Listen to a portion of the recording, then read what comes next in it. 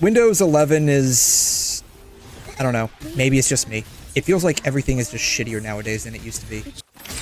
If it weren't for the fact that some of the stuff that I do is incompatible with Linux, I would have switched over to like Linux. It would have been a weird thing to do, but I would have switched over to Linux.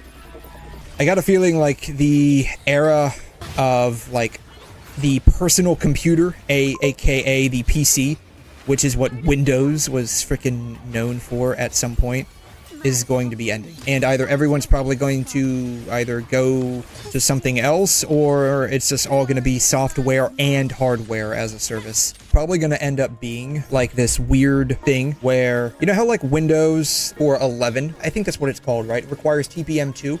Unless you have this, you couldn't upgrade from 10 to 11, right? You combine software as a service with hardware as a service, kind of like how they're starting to rent out like HP laptops, right? You combine these two together, what you'll end up getting is like this unholy matrimony where the only thing that will allow you to connect to these services is the specific hardware that is being used as a service, right? Kind of like how I think there was a thing where it's like if you wanted to stream on you wanted to stream 4K from Netflix requirements. This is a thing, and if you've ever seen like Louis Rossmann videos, you would know that there are like very stringent requirements even though you're paying, right? So Netflix supported devices, these Ultra HD requirements. Study Windows 11 with the latest updates. You have to have Edge. You have to have a 1050, an RX 400, and like this is an and an Intel 7th gen Core CPU or a Ryzen CPU.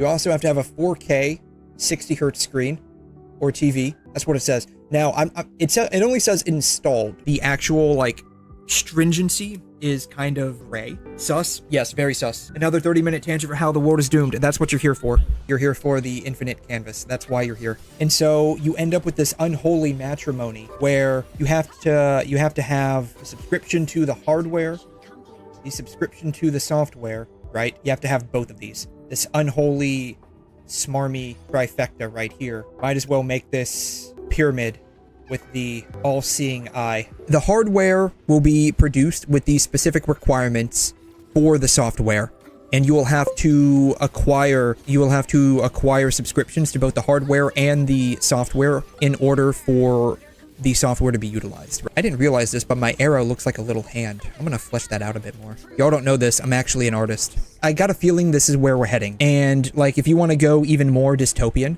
because everything's gonna end up going cloud, kind of like, which is weird. Like we started out in the 80s, everything is on the mainframe, right? And then we decentralized. Now we're going back to the mainframe. This is all just basically going back to the 80s. The 80s is in vogue again. Everything is mainframe now. And, you know, if you want to take this into an even more dystopian route, not only will it be software as a service, hardware as a service, and you need the hardware to even use the software that you have a subscription for both of these. You will also need, what is it called? I think it's called True ID. Right, that I think is coming, or like National ID, tied to your hardware, the software, and the subscription. It's gonna have to be tied to all of this. Little knot with a bow on top. It looks like the infinity symbol. And then everything's gonna be tracked. If you're trying to utilize a VPN, like to access this, you'll have to have verification, right? Like your True ID, your National ID, basically will be tied to your IP address and your internet service provider. And it will have to go through verification to access the software, which means, let's say you're going through like a VPN because you don't want to be tracked, you'll get a service denial. It won't be as simple as just logging in, right? Or if you are logging in, it'll do like some kind of like two-factor authentication where it's like, hey, we're detecting that someone is logging in from a different location.